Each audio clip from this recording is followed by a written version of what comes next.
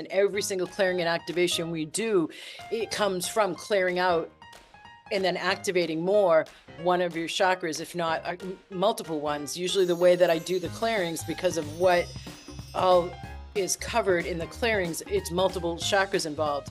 So if you think of the symbol of a chakra, it's surrounded by petals. Those are the lotus blossom petals, and each of those petals tends to represent an aspect of that chakra. And the more clearings you have, the more each chakra is open, the more that's going to emanate out life force, chi, prana, ki, that contains the higher aspects, the positive aspects, the non-blocks, the benefits that are contained, the power that's contained within what that chakra covers.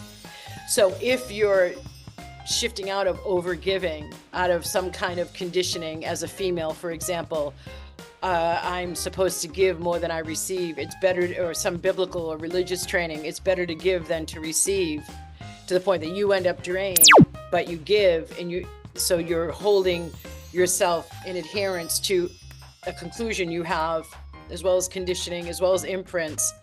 It's better to give than receive, and an identity definition as a woman, as a religious person, as a good, kind person, as a mother, any of those, in all of those definitions, I meant to give more than I receive. We've cleared that, and now the lotus blossom petal of the heart chakra that is about receiving now isn't inverted, but it's open, and it's sending out emanations of I'm worthy of receiving, I'm open to receiving, I'm willing to receive. And then another one of the lotus flower blossoms petals about magnetism that is involved with the heart chakra now starts to be able to broadcast. And so that magnetism is able to capture and open up more and activate more the law of magnetics, or the nomenclature commonly used as LOA, law of attraction, to work more in your favor.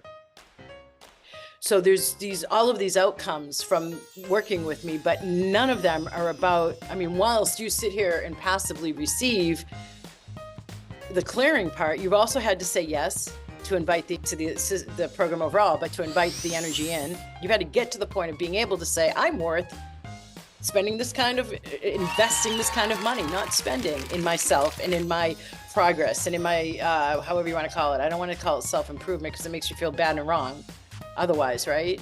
But you've also made the choice to say yes to that specific clearing and activation. And I mean it when I tell you guys, if you say yes out loud, it invites the energy to you more.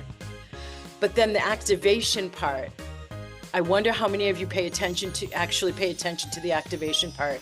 I have perceived recently there's more of you paying attention to the keys and codes part, and part of that's the vibrational backdrop we're living in now, and part of it's just you've been working with me long enough that you can become more conscious and aware of it.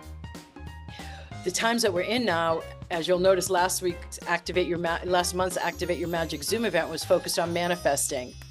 And I know that we're in a time now where we're elevating the manifesting, or upgrading the manifesting into co-creation, which means more empowerment with manifesting. And now here we are talking about money, and money has the ability, unlike anything else other than close to it, relationships romantically, where you're the victim of something outside of you, because it's so historically conditioned into us to be tied into our survival. And it seems like it is. If I want that, and I don't see that I have the money for that, I can't get that. So I can restrict myself based on using money as an excuse. Now, realistically, it's kind of fucked up. Excuse my language, but it is kind of fucked up, because we live in a culture that's encouraging us to use credit cards, go into debt, and then makes us feel bad and wrong by all the emails or the letters or whatever we get because we have now this kind of credit score. Yet you get good credit by paying back. How often do you hear that element? How often do you pay attention to it, other than the thought, it's bad to go into debt, it's bad to use my credit card, versus it's good for me to invest in myself.